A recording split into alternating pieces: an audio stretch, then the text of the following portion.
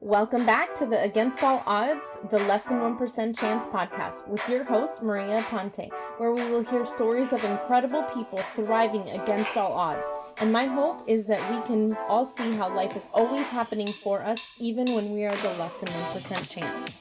Hey, welcome back to Against All Odds, the Less Than 1% Chance podcast with your host, Maria Aponte. I'm so excited for this next episode that you guys are going to be. I know that it's going to be a huge treat because I'm really excited to talk to him. So I'm just going to quickly introduce you to David Chametzky. I think I said that right, and You I'm got it. excited. He is a deep message expert, speaker, author, podcast host, and producer, a TEDx speaker, executive coach, media host, growth coach, mentor, and philanthropist. A true pathfinder with a mission to uplift lives, he empowers individuals and groups day by day to discover resources for personal growth and embrace resilience. He brings a unique insight through his content and teachings so others can grow and overcome obstacles. David, welcome to Against All Odds. I'm so excited to have you today. Hey, can I meet that guy that you just mentioned, man? But thank you so much for the opportunity. Really, I'm looking forward to it. Yeah, definitely. So I always like to start off with, what is your Against All Odds story? What brings you to where you are today? Man, it's a wild ride. Held on tight, but started out real great, man. I was the lead swimmer and I won, right? We got born. And Yeah. from there, didn't always go as straight as I would have liked, but there's lots of stories. The story that I talked about 6 years ago, I attempted suicide. And Wow. since that moment, TEDx speaker, a lot of those things that you just listed were things that I did. So it was one of those powerful parts that we always just have to figure out what we're going through and how to get through it. Yeah. Even at that time, I knew the resources. I was helping people get through their own challenges. I just wasn't using the resources for myself. And that's why I'm here today to make sure people understand it's not just one resource. There's so many different flavors in the ice cream, right? Baskin Yeah. Robbins has 31 flavors, and life has so many more than 31. And how do you get to taste some of those and make sure that you get through it by finding Yeah. the right people circulating in the right communities? Yeah, I always say, oh, this is a new tool in my toolbox, right? Yeah. Because I think that we're in that growth mindset of, I'm here to learn and I'll give you all of this information. And if I could still learn more, that's awesome. We're continuing to grow. That means that we're living, and we're here to continue to put tools in our toolbox. And I love that. I love that you were number one able to navigate through that. So how did you overcome the suicidal ideations and so forth? One of them is right after my attempt, I was confronted by somebody and they started calling me names. They put labels on me and I was like, hell no. Yeah. It was just a decision. The labels didn't feel good. They didn't feel accurate, but Yeah. that's easy, right? I've gotten labels my whole life. And what do we do with this? So there's a lot of things that I did is I was like, hell no. And how am I going to build myself up? I don't know. I was broken in almost every way. So I needed to identify what worked for me, what didn't work for me, and how I can move through those things. Yeah. The ideations. Once you think about it, and I was in the act, I just wasn't successful. It wasn't like I was just thinking about it and I got distracted. I was Yeah. in it. While I was in it, actually, I heard a voice that said, "It's not your time," and go back and tell your story. Yeah. Cut and dry. And I'm like, all right, that's what I'm doing. The ironic part is, I thought it was just a story about the suicide, but then since then, I've been an author. I've been a several time author, Amazon, whatever that means, number one bestseller. So I've been in some situations, and because I'm an author and I tell stories and I got to speak to people about it, I see the power Yeah. in telling your stories. And that's why I help people. It's so important to me to help people tell their stories. And so many people sit around and go, I don't know what my story is. Okay, so talk to me. Or they don't even realize. I'll share. I also do ghostwriting. Okay. And That's awesome. I was just sitting with a client the other day and she's telling me a story. She goes, I want to get my biography out there. Okay, great. No problem. Whatever you want. It's your story, right? I'm not who am I to judge? She starts telling me this story, weaving this and that. Oh, this just happened. I don't really know if this happened, but I think it happened and pop up. And I go, you're a healer. You're a generational healer. And she goes, yeah, I am. I'm a medium and intuitive reader is what she calls it. And I go, okay, great. I go, but no, you don't understand what I'm just saying to you. I go, do you see this story from your great great grandmother and your great great great grandfather, how it happened, how you then weave through your life, going through your own issues and having experiences, but now you're at the point where you're returning back to Greece to then celebrate where your dad helped rescue Greece. He was a World War II paratrooper. I go, and you're going with your grandchildren. Where's the healing story there? She goes, oh my God. That's where sometimes we get so tied up in our story. Again, with another client, I'm talking the story. I go, you lived through this. She's talking about, she's also an older woman.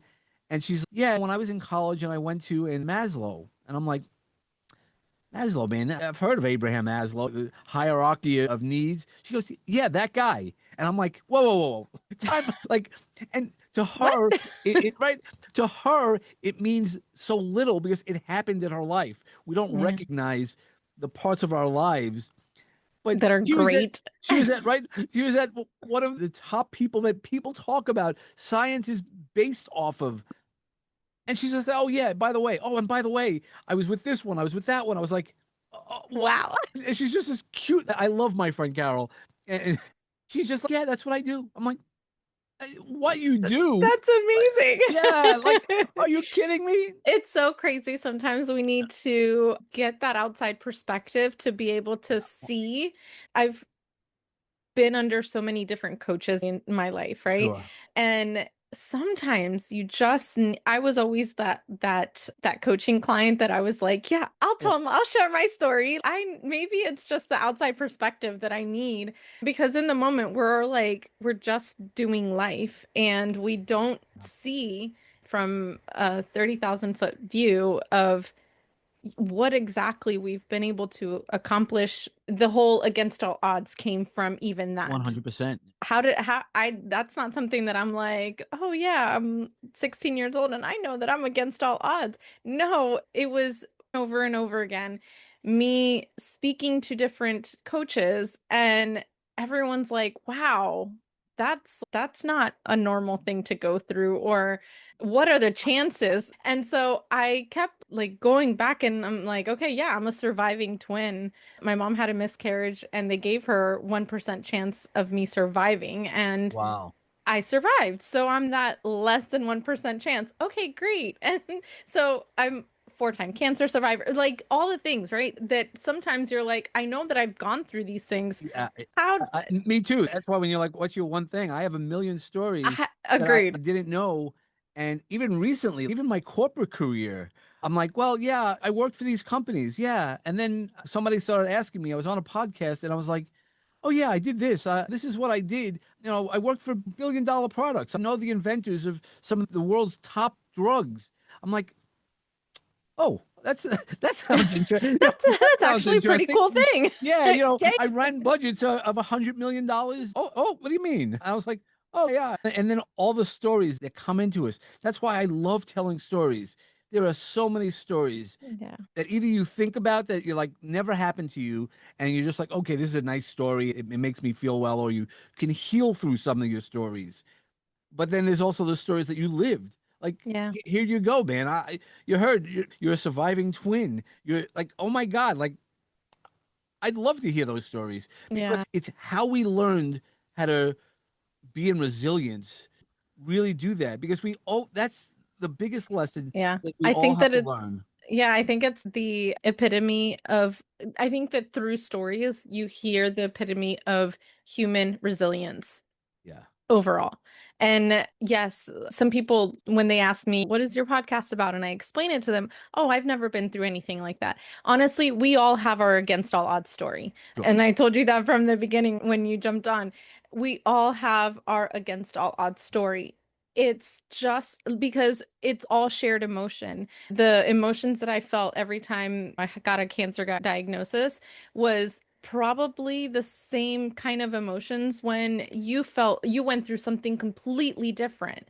And that's where we connect as human beings. And I think that's what I love so much about these conversations is that through stories, we can connect with others and feel part of a community and understand that, damn, if he's gotten through this, if she's gotten through this, then maybe I can get through whatever darkness I'm going through right now.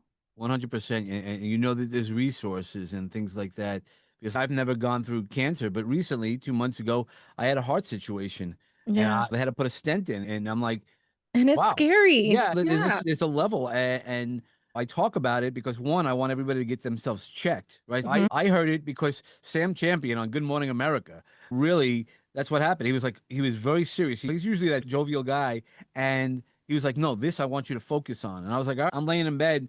I'm like, I Googled cardiologist, and the guy had an appointment 3 o'clock that afternoon. That's And crazy because those are appointments that are like yeah, I was the like, all right, months I'll get later. one like in a week, maybe. Three Yeah. o'clock, I was like, done. That God was looking out for me, and I do believe I have a faith, strong faith. 2 days later, I was back at the doctor's checking for the stress test. I failed the stress test, and I was like, man, all right, I'm fat. It's okay. Like that's why I wanted to go to the cardiologist, to be honest, to Yeah. reduce weight. And 2 weeks after that, I'm under the gun, and Oh my God. I'm in the cath lab getting a stent put in, which did not feel so good. It doesn't sound The, as I, much fun yeah.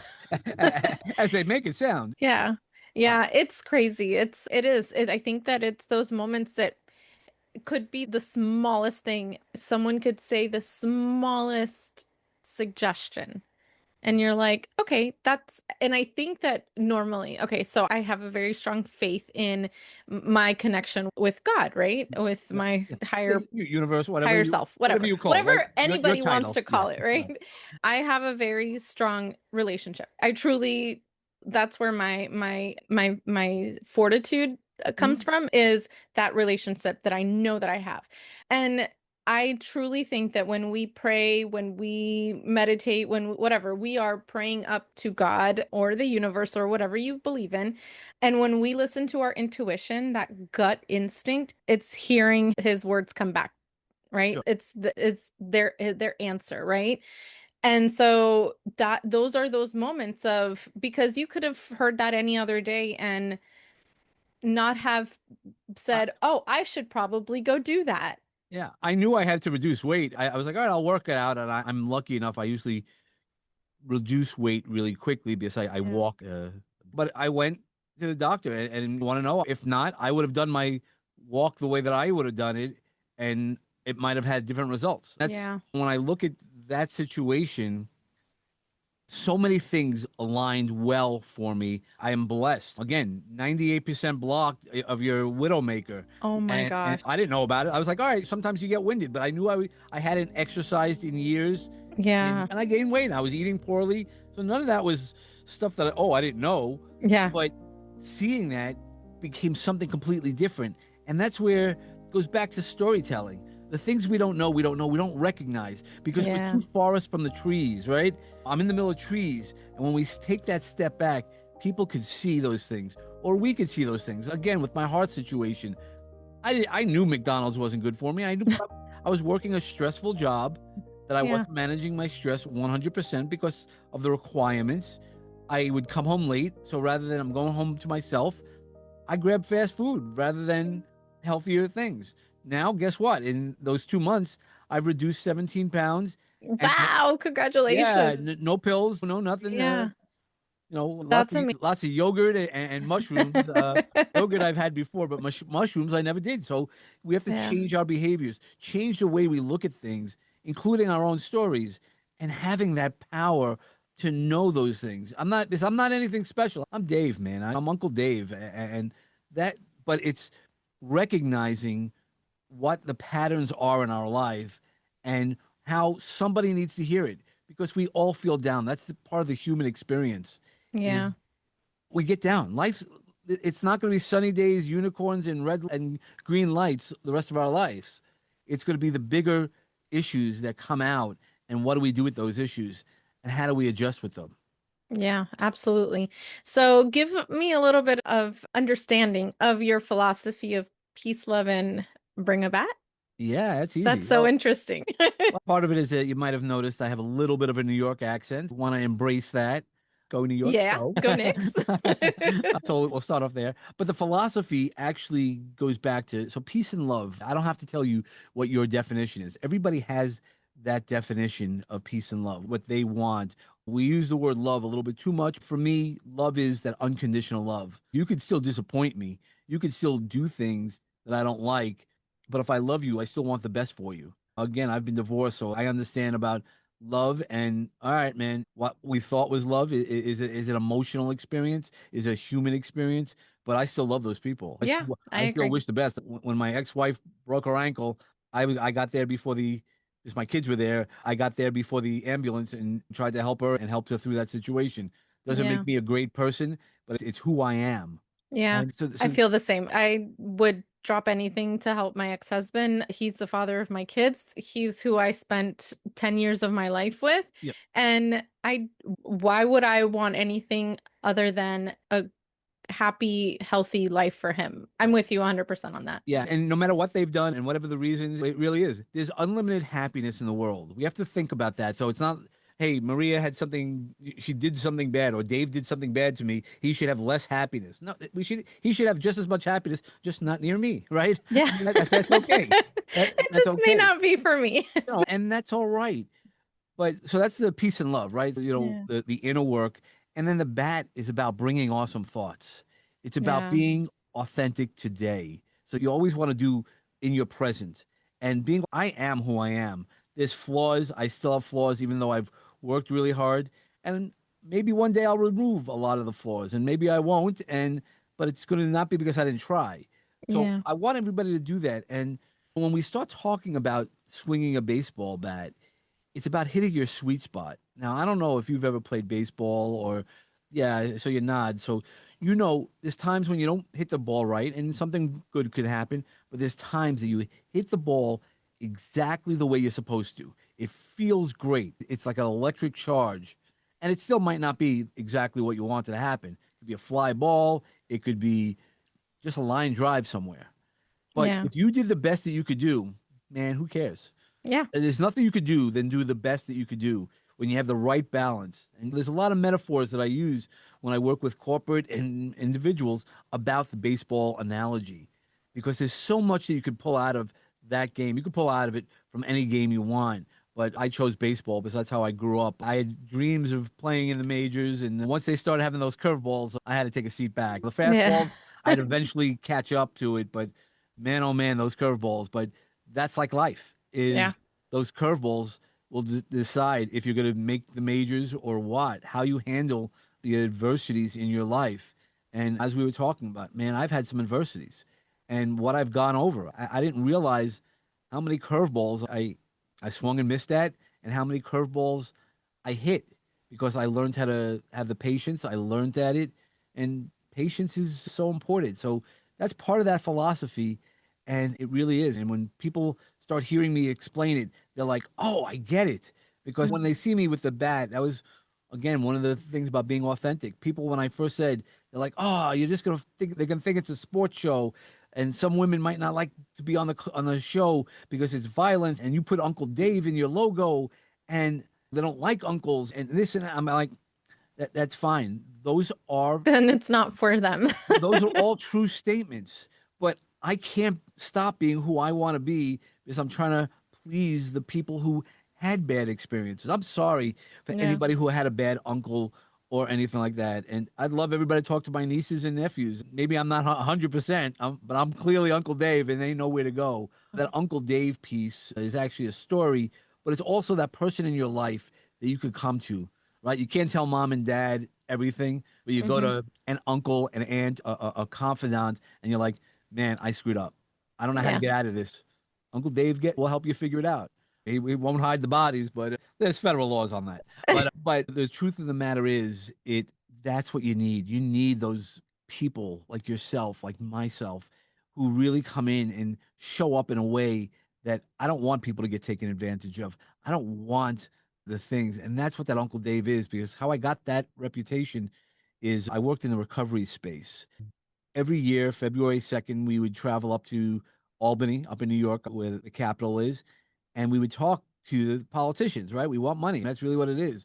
Yeah. The story, we were in a senator's office, and they're talking about all the overdose deaths from substance disease. And it breaks my heart that all these Hmm. parents were experiencing that. But I interrupted the conversation because I saw the representatives that were in the room with us kind of tuning out, right? After you hear one, Yeah. you sort of get it and you don't want to attach yourself to it. So I did an E.F. Hutton moment. You might not understand that. It used to be a TV show, commercial. E.F. Hutton says, and then makes everybody quiet. So I interrupted this woman explaining about her child because I saw our time was getting closer to be end. And I said, I will listen to that story as much as you want to tell it to me, but they're walking out in a few seconds.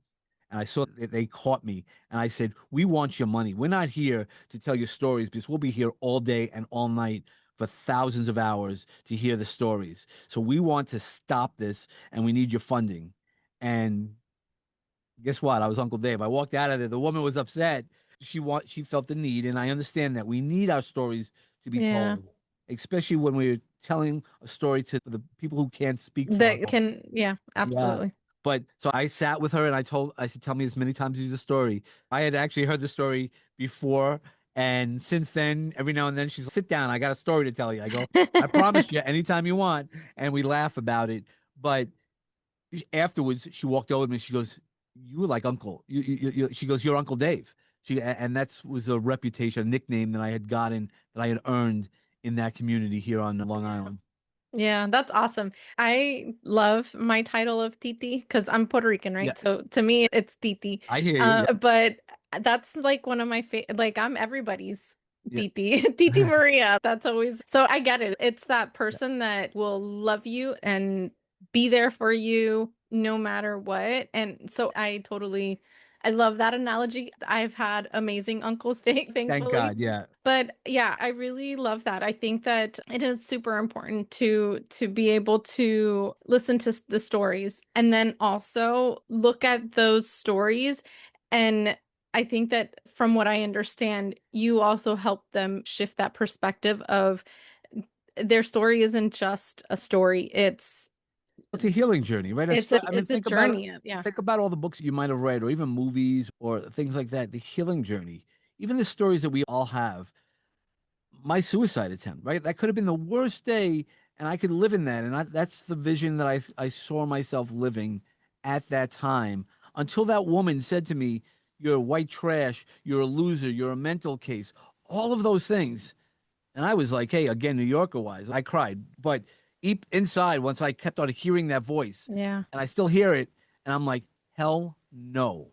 Yeah. You Watch want to me. believe that? I can't change your beliefs to that, and I'm not here to change anybody's beliefs. You don't like me, great, man. I'm sorry for you. If there's anything I can do to repair, I'm willing to repair. I'm not perfect, but that's not my story. My story is even the TEDx when I did. You see, all these keyboard warriors. My performance wasn't that great. It was the first time I ever told the story of my suicide attempt to the public. And once you do a TEDx, you can't get it back. You Yeah. can't be like, oh, guys, could you take it down? No, it's not It's happening. there. So it was out there. And it was during the pandemic. But when we were doing the TEDx, it was in an empty room other than the recorders, the producer and the cameraman. And they said, oh, pretend that there's people out there. And I'm like, Oh. okay. How do you do that? It was, I'm not a performer. When I go up there, I'm authentic. I'm who Yeah. I am. Leave me alone. Yeah. And that's where, so it didn't look good, right? So if you look at the video, but the great message that I will always talk about is 11 families reached out to me. And Yeah. 8 people who were about to take, because I talk about suicide all the time, reached out to me and was like, man, I'm in that place. You understand that darkness. My darkness is different than everybody else's darkness. And I Yeah. understand that. But I was able to guide them to get professional help. There's only so much I could do. I'm not Yeah. a therapist. And 2 families had family members who already had committed suicide. And I got to talk to them, and it gave them a level of healing just to be able to talk to somebody. What was I thinking? Yeah. So that's where again, our stories Yeah. and talking about it. So that's why when I heard during my attempt of suicide, 36 hours, and then I was told, it's not your time, go tell your story. I don't know what my story was. Is it just the suicide? Is it the fact that I succeeded? Or is part of my story meeting people like you in that I now am an author. I get to tell people other stories that have nothing to do with suicide, but I also Yeah. get to be a voice of people who attempted it and said it's okay. There's a way through whatever we've gone through. Yeah, absolutely.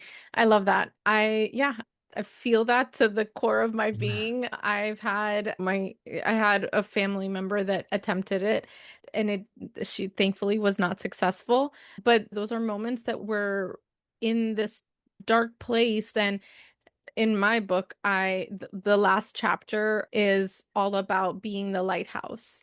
And we always have to look for those lighthouses. And your story is a lighthouse, and my story is a lighthouse. And through those dark places, we always have to find those lighthouses, and they sometimes appear in the most random times and places, but those lighthouses are what's going to get us through. I understand that after being in that dark place, Yeah. after hearing cancer 4 times, after being sexually assaulted, like after all of those things, I always had to find the lighthouse that would pull me towards the right direction. And looking back now, I always say I don't regret anything that I ever went through. I wouldn't change it because I wouldn't be who I am today if I wouldn't have experienced all the things that I did. And so I don't say that life happened to me because that is a way to look at it as a victim, but I always say that life happened for me and I found the purpose. And my purpose is partly this, is speaking up about things that are hard, that sometimes people hide. And I spoke about my sexual assault. It happened when I was 16, but I spoke about all the things that came from that after, Mhm. and the cost of, not necessarily financial cost, which where there was, but the cost of the things that I had to go through because of that one situation, or those two situations in my case. And someone reached out to me and said, "Thank you for speaking up because it's what they needed to hear." And I was just 100%. like, see, every time that I'm like, oh, should I even speak about this? The answer is always yes. When my oldest daughter was about 10 years ago, she had been diagnosed with bipolar disorder. And when she was having episodes as a single mom, it was really, really Sure. difficult. And then I had two other kids that I also had to take care of and worry about and make sure that they were okay.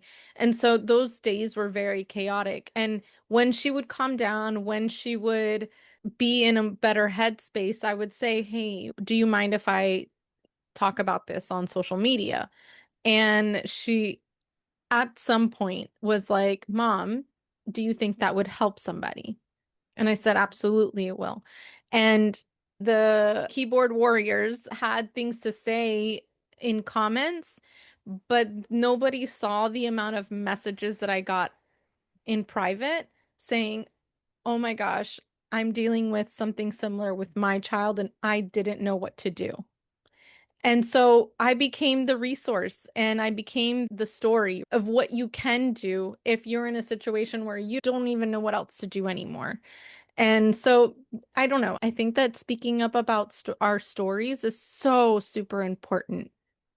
And some people, when I help people, as I do the ghost writing, they're like, I don't want to mention Dave because he's still here and I don't want to get into a fight. And what I've done is that's why I said, let's turn it into a fiction book. Yeah. There's lots of different ways to still tell your story to feel authentic and give healing. That's where when I first started coaching, I was coaching with mental wellness. I wanted to help people, and I have a whole bunch of skill sets. So that's why when I help somebody write a book, I make sure that it's healing because it's Yeah. also energy work, right? You and I live in a world of energy work. It's what you put in those books, and then you Yeah. put it out to the universe, right? It's manifestation multiplied. That's really where I really feel telling people stories. There's my story. People are like, oh man, really? You're going to kill yourself for that? Are you stupid? All right, but that's how it felt for me, and that's Hmm. okay. You might have made different choices. Great for you, and I'm glad. I don't want anybody to ever feel that way. And that's Yeah. why I always say, look, call me, find a friend, and if you don't have a friend, call me. I'll be your friend. And that's one of the things that we need to do is keep showing people, showing up like you're doing and you've done with your children, is let them know the stories because there are so many people. We go back to suicide. 89% of people attempt suicide are unsuccessful. And that's a crazy number. So it's Yeah. not, while we hear about all the suicides, and that's horrible to go, the numbers are higher than what we actually say because a lot of those then turn into homicides. There's a Hmm. lot of different ways to hide the things that we're hiding. But let's go back to that 89%. How can we save those people? How can we reduce that number to people who don't even try? That's the power. I don't want the 11%. There's always going to be somebody successful, unfortunately. There's a million Yeah. ways. And that's why I don't talk about the way that I tried. I don't want anybody to ever copy it. It's out there. People's done it. It's not like I'm the first one who thought of this idea. I'm not that smart. But I do know that if I would have used my resources, not just know them, Yeah. no, knowing your resources is one thing, but you have to use them, apply them to your life. And that's where sitting with people, reading books, writing books, knowing the value of your story, even if it doesn't look like it's going to end well, that's what the next page is for, right? How many Yeah. movies have we seen? Oh my God, they're going to lose that game. And then all of a sudden, the wackiest things happen. Guess what? That happens in real life. Yeah. I mean, I've lived wacky stories in my life that when I think back at, how did I get through it? I have no idea. But I showed up and I didn't say, this is it. And I'm not willing to do that. Yeah, absolutely. So, what limiting beliefs or roadblocks did you feel you had to overcome to get to where you are today? So, one of the biggest questions right after my suicide attempt was somebody asked me, do I love myself? I didn't know that was an option. I knew that if you and I were hanging out together, I want to make sure Maria has a good time, make sure Mhm. that one has a good time, that one has a good time. I didn't really care as much about Dave having a good time because if everybody had a good time, Then, Dave had to have a good time, right? So I didn't know that I could love myself. And I know that now. yeah. And that's really important to know that love because I use the phoenix metaphor, and this is how I explain it to people. I use the phoenix metaphor a lot. And everybody thinks the phoenix dies. It doesn't. It turns to ashes. But what do you think turns the ashes to the next bird? Do you have any idea? Do you know the story? Go Okay. ahead. The story is that there's a spark of God, right? It's that love of God. And every time I feel that way, I get the chills down my back because I'm like, please tell me that if you've lost your spark, then you just need to be reminded of it. And Yeah. everybody else who hasn't lost their spark, think about it. God is there for you. And I'm not here to preach because I'm not a very religious person, but there's always something. And in the ashes, we're still alive. But it's that Yeah. spark when we're ready to embrace that next spark. When that lady started calling me names, yeah, it hurt, man. I was in the ashes. I tasted the ashes. I felt the burn, but I didn't let it. But I use that as my spark. Sometimes the worst moments of our life could be the biggest spark of how we get up out of the ashes, turn into a new bird, get into the next layer. And guess what? You continue to soar. And that's my book behind me is when your heart says it's your time to soar. It's Yeah. knowing those parts of every level. If we've all been in a plane, when you're in the runway, it looks different than anything else. And then the next layer, as you're starting to ascend, it starts to get really small. Then, depending on how far and how you're traveling, you get to see above the clouds. And Yeah. how relaxing is that? That's what life's about, is keep ascending to all those levels. And when you do crash, when you do turn to those ashes, guess what? It's the next time. And if you've found those resources, it then doesn't become a crash landing. And that's what Yeah. I am avoiding now is the crash landings. I'll still bounce into stuff. I'll still make my mistakes for sure, but I'm Yeah, we're making human. That's part of the human experience. 100%. But that tells me I need to learn something else. Hmm. Look at that as something that didn't go well. means we have to learn something else. And that's okay because we should be learning until they put us in the box. That's the only time, the final box, that we can't learn anymore. At that Yeah. point, we should be have already transferred all of our knowledge, all of our love to everybody because love is an energy. Even when we go to that next level, we're still there. We're still together with people because it's that love. And if you've given that love, you've left that love with them, that's Yeah. powerful. Yeah. It's like leaving a little bit of your legacy everywhere you go. 100%. Yeah, I understand that very well. So, what kind of daily habits or rituals helped you reach now the level of success where you are? I set goals. So in the morning, I created a routine. So part of my routine is meditation, a little prayer. So whatever that means to you, just intentions. And then I set goals, but I usually have one ugly goal, one don't eat the frog goal. You got to I rather eat the frog first Yeah. than at the end of the day when my energy's down. I'm a morning person, so I Yeah. recognize that. So in the morning, and before anybody gets up, usually, if I can hit one thing out of the three things, I always say, try not to do more than three things. You can always do more than three things in a day, but have three main goals for the day. And Yeah.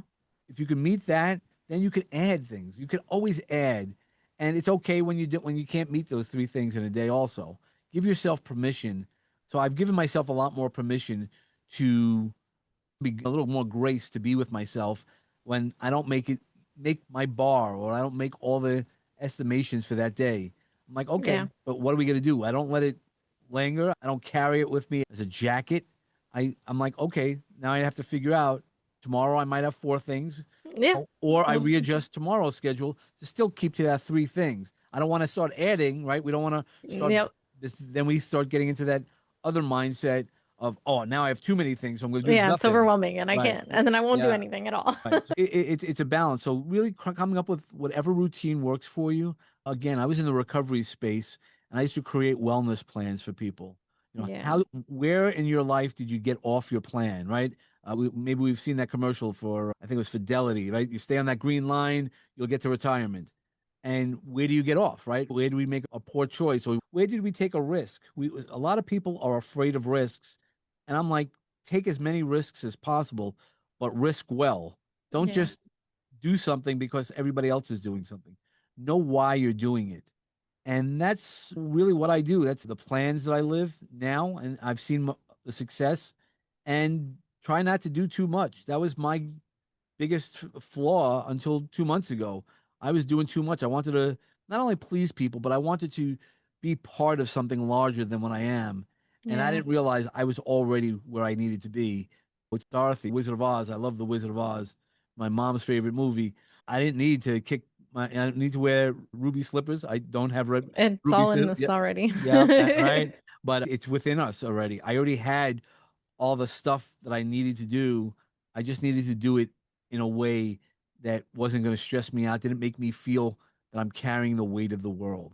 Yeah, absolutely.